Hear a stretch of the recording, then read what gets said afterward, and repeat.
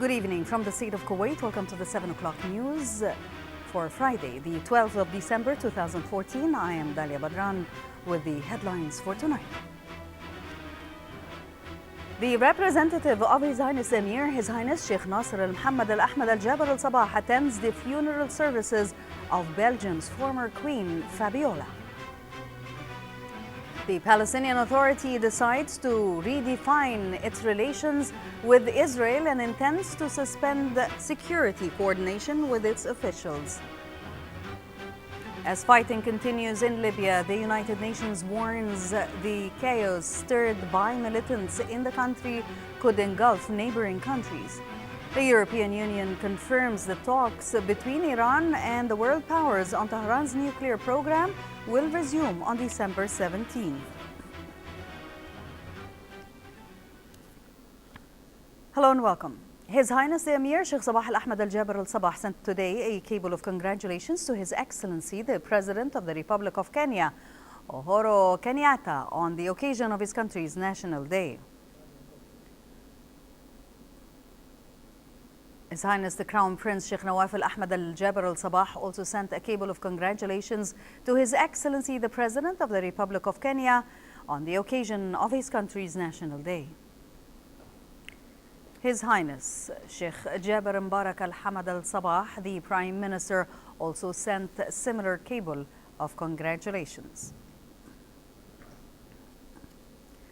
Representative of His Highness the Emir Sheikh Sabah Al Ahmed Al Jaber Al Sabah, His Highness Sheikh Nasser Al Mohammed Al Ahmed Al Jaber Al Sabah, attended the funeral services of Belgium's former Queen Fabiola, who survived her husband, former King Baudouin, at Brussels Cathedral of Saint Michael and Saint Gudola. Palestinian senior negotiator Saab Araqat said the Palestinian Authority has decided to redefine its relations with Israel and intends to suspend security coordination with its officials. Araqat reiterated the Palestinian Authority's intention to ask the UN Security Council to declare a Palestinian state within the 1967 borders and to set in a timetable for ending the Israeli occupation. Our correspondent in Ramallah, Fatima Abdul Karim, has the story.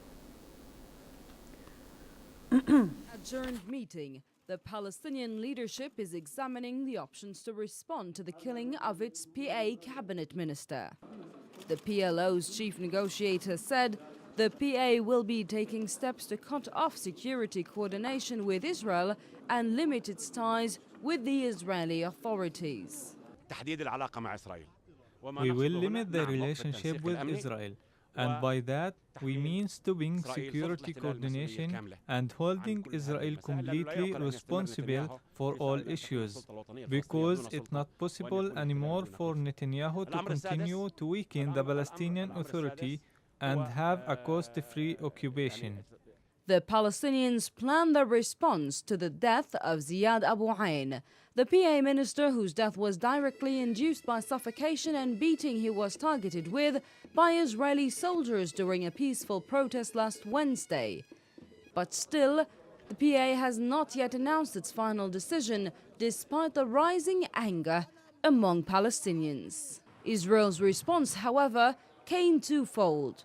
The Israeli government decided to push their military forces across the West Bank, hoping to deter possible revenge outbreaks by angered Palestinians. But they also extended apologies for the Palestinian president and condolences to the Abu Ain family, saying they will start an internal investigation. Israel is not in a position to retreat in their aggressive approach into dealing with Palestinians, especially after their decision of early election.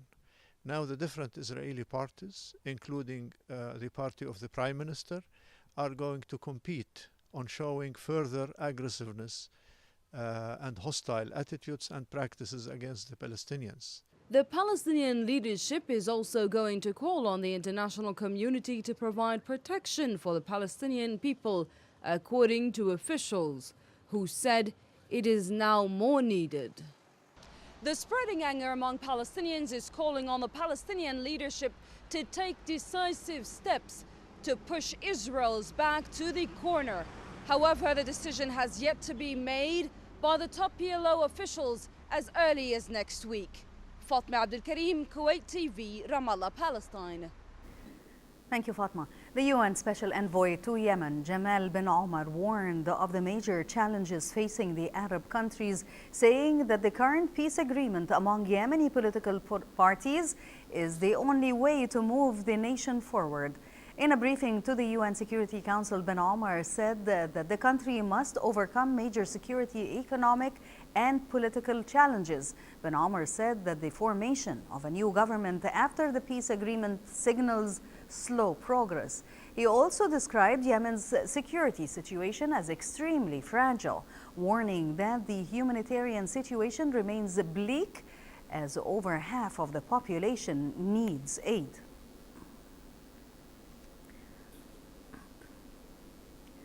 As 10 Mediterranean nations vowed to strengthen their teamwork against radical fighters in Libya, the United Nations warned that chaos stirred by the militants in the country could engulf Sahel countries.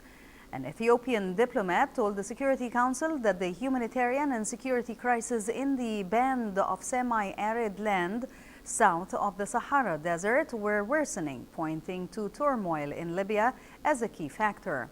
Libya has been sliding deeper into crisis by rival governments and parliaments battling powerful militias despite UN efforts to broker talks on ending the violence. Earlier, Libya's prime minister said that he recognized governments will continue a military campaign to claim back and liberate the capital Tripoli, adding that his forces were advancing on Tripoli from the west and would also seize the main border crossing to Tunisia. Meanwhile, Turkish Prime Minister Ahmed Davutoglu and his Italian counterpart Matteo Renzi agreed to work together to find a solution for the conflict in Libya. The European Union confirmed that talks between Iran and world powers on Tehran's nuclear program will resume on December 17th in Geneva. In a statement, the EU's diplomatic service said the talks, first announced in a report from Iran, will be at the level of senior officials rather than ministers. A final agreement is aimed at ensuring Tehran will never develop nuclear weapons under the claim of its civilian activities and would lift international sanctions that have crippled Iran's economy. In related developments, several states pledged to back a UN nuclear agency request for $5.7 million as soon as possible to pay for its monitoring of an extended interim nuclear deal between Iran and the world powers. The support voiced at a meeting of the International Atomic Energy Agency highlighted the political importance of efforts to end a 12-year dispute over Iran's nuclear program. In Pakistan, authorities have arrested a man they described as an important commander in Al-Qaeda's newly created South Asian wing. Police arrested Shahid Osman and 4 others in the southern city of Karachi overnight and seized weapons and explosives. Meanwhile, Pakistan opposition party supporters staged sit-in protests across Karachi today, leading to the closure of shops, transport services, and educational institutions. The strike is one of a series targeting major cities in the country after the leader of Justice Party, Imran Khan, led a month-long demonstration in Islamabad that shut down the capital and sparked clashes. Khan's party has demanded the electoral reforms and Prime Minister Nawaz Sharif's resignation, accusing him of fraud in the May 2013 election that brought him to power. Traffic was running as normal in Hong Kong's Admiralty district today, a day after authorities demolished a protest camp that had been the heart of the territory's 2.5 months pro-democracy movement. However, in another part of Hong Kong, activists vowed to continue their fight for genuine elections. Police said that 249 people were arrested for unlawful assembly and obstructing police officers, bringing the total number of these detained to about 900. The protesters who have occupied the sit-in stayed for 75 days.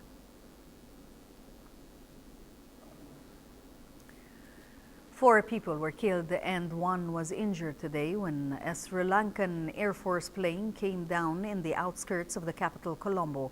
The Air Force plane was flying to Ratamalana Air Base when it came down in foggy weather. According to Sri Lanka's Air Force, the pilot had reported difficulty in locating the landing strip before losing contact with the control.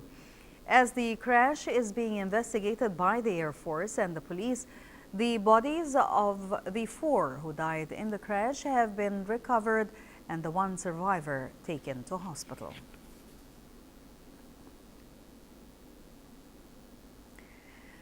Under the title Women Between Thought, Attraction and Self-Choices, the Ministry of Awqaf and Islamic Affairs organized a 3-day development conference with wide local and regional participation. Kuwait's political leadership is interested in women's affairs by ensuring their political rights and involving them in governmental posts. Heba Abdurrahman has more details in the following report. Of Minister of Justice and Minister of Awqaf and Islamic Affairs, Yaqub al-Sani, the 4th Family Development Conference kicked off. The 3-day event came under the title Women Between Thought, Attraction and Self-Choices and witnessed wide participation from scholars in and out the country. The conference focuses on women. A woman is a core of a family, and the family is the core of a society. So it is really important for the woman to know her role in the society. It's scheduled for 3 days. Lots of speakers, workshops. As you can see, a big exhibition. We have lots of publishings on the importance of women, on the role of women in the society. So just pretty much focusing for 3 days on the importance of the woman. In his opening speech, Minister al-Sani said that His Highness the Emir, Sheikh Sabah al-Ahmed al-Jabr al-Sabah, spares no effort to create a healthy atmosphere to develop women's capabilities. The minister voiced his hope that the conference could make a success, saying it has a host of important topics aimed at building women in the Arab and Gulf countries and protecting them from distorted ideological trends. The ministry provided women with Islamic culture to help her understand rights, duties, and to shoulder responsibilities to participate in progressing the society. Also, the conference came in the social, economic, intellectual, and cultural context that forms social building, especially in this historical phase that the Arab and Islamic countries face. These contexts need an analysis, and their components should be reconsidered according to advance and development of society, economically and technologically. Organizing this conference, which extends for 3 days, full of specialized workshops and seminars, came according to the directives of His Highness the Emir Sheikh Sabah al-Ahmed al-Jabr al-Sabah to highlight the role of women in our society on various levels, such as social, cultural, and economic ones. From Sheraton Hotel, I am Heba Abdurrahman, reporting for English News. Thank you, Heba. Moving to Bangladesh, where a 50-kilometer oil slick coated the Sheila River flowing through the Bangladeshi part of the world's largest mangrove forest after a barge sank 2 days ago following a collision with heavy tanker. The tanker was believed to be carrying 350,000 liters of furnace oil at the UNESCO World Heritage Site. Authorities ordered an intensive campaign to remove oil from the waters as it spread quickly through a wide network of rivers and channels in and around the forest.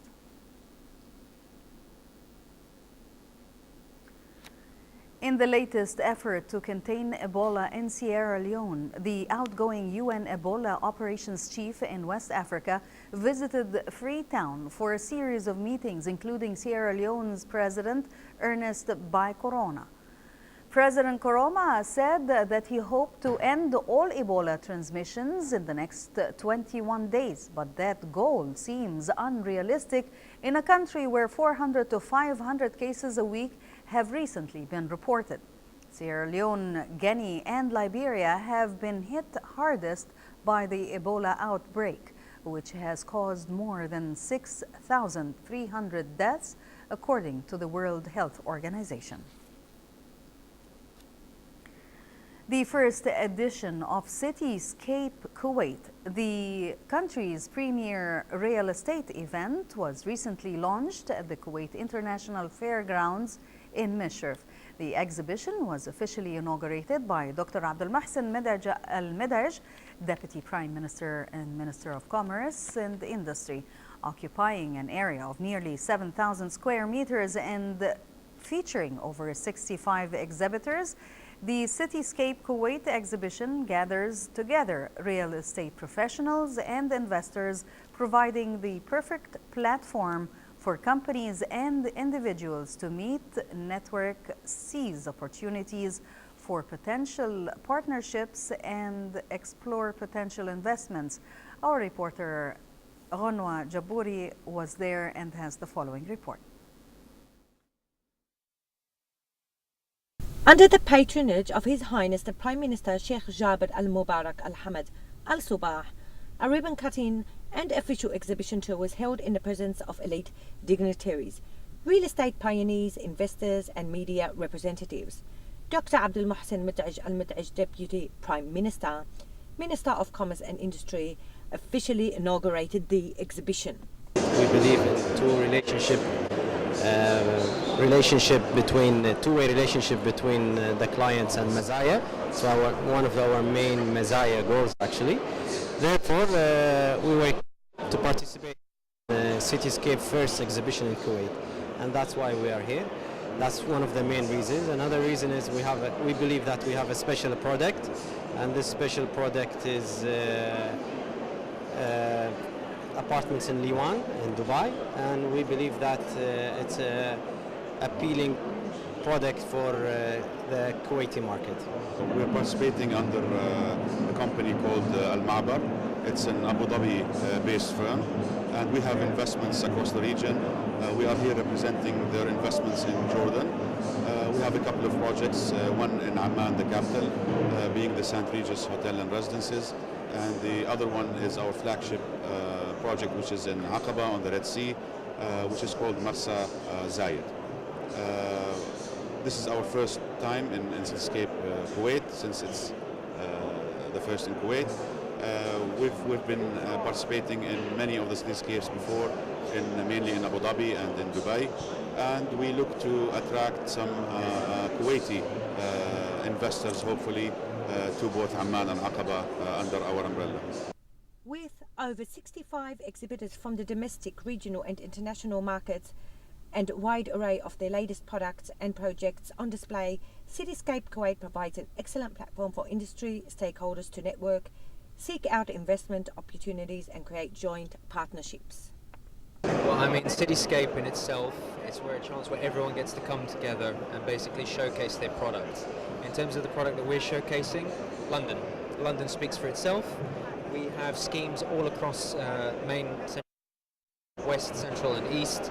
We showcase property from the full depth and breadth of the London real estate space and investment opportunities for investors and lifestyle buyers and the like. In terms of the schemes that we're offering, they range across Mayfair, Kensington, Knightsbridge, all the nice hotspots, and some new areas such as Abel and Cleland. That has grown over 25% in 1 year, so you're making money on your investment purchase.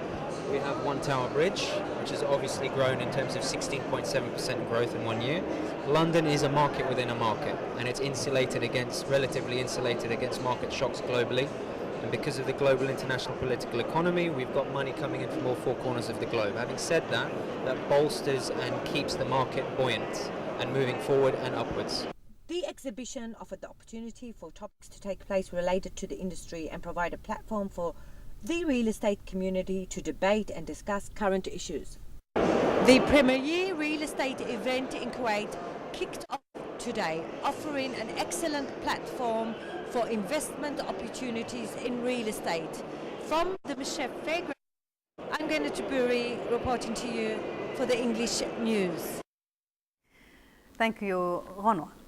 And finally tonight, Hoop Mountain Kuwait, the HMK, recently hosted their first annual invitation basketball tournament. The two-day event saw 3 high school teams plus a team from the HMK compete in a friendly pre-season competition. This year's trophy went to the Universal American School team. Reporter Badri Al-Saleh was there and shares how the organizers of the event hope the weekend's positive display of partnership will mean many more HMK tournaments to come. Hoop Mountain Kuwait's first invitational basketball tournament brought together young athletes from 3 different high schools in a preseason competition, giving the athletes an opportunity to experience real live game situations and develop a drive to compete for a title. Company based here in Kuwait, we have about 400 kids who come to camp regularly. This autumn, we're hosting a tournament. We have ASK, UAS, our own team, HMK, of course, our host BBS. We want to bring kids from around the region to play the tournament, and we're really trying to put forth sportsmanship, teamwork, and really everyone just working together. Well, we've actually got a lot of our players that are playing for the Hoop Mountain team, so our school is very involved in the Hoop Mountain Kuwait. I'm a personal friend of Said Al-Salah and really supporting what he's doing, getting kids, boys and girls from a young age out playing basketball in Kuwait, so we just thought it was a good fit for a preseason tournament for us. Hoop Mountain Kuwait was set up to give Kuwait's youth a chance at a healthy alternative in recreational activities through organized basketball. With a team of coaches recruited from the United States, the organization seeks to develop basketball skills for kids ages 5 to 18, as well as to better their people skills through teamwork, sportsmanship, and leadership opportunities. It's good for these kids, especially the ones that are getting the chance to play right now. They might not get a chance to play during our actual Case Elite, so it's good for them to get a few breaths in right now during this tournament to experience what it's like to win and be a part of a team that just has that ability to do this for the rest of the year. We're hosting the tournament because we want to bring kids together. The more kids get to play against each other, the more games we play, trying to grow basketball as much as we can. It's a great game, and it's a great way to stay fit, a great way to stay fun. Next year's tournament will include international players competing as well, as Hoop Mountain's organizers hope the event will turn into an annual preseason competition that the participants look forward to each coming year. At Bayan Bilingual School, I'm Badri Al-Saleh, reporting for the English News. For a chance to see our reports again, please visit our YouTube channel at MOI Kuwait News. Before we end, here's a quick reminder of today's headlines. The representative of His Highness the Emir, His Highness Sheikh Nasser Mohammed Al Ahmed Al Jaber Al Sabah, attends the funeral services of Belgium's former Queen Fabiola. The Palestinian Authority decides to redefine its relations with Israel and intends to suspend security coordination with its officials. As fighting continues in Libya, the United Nations warns that chaos stirred by the militants in the country could engulf neighboring countries. The European Union confirms that talks between Iran and the world powers on Tehran's nuclear program will resume on December 17th.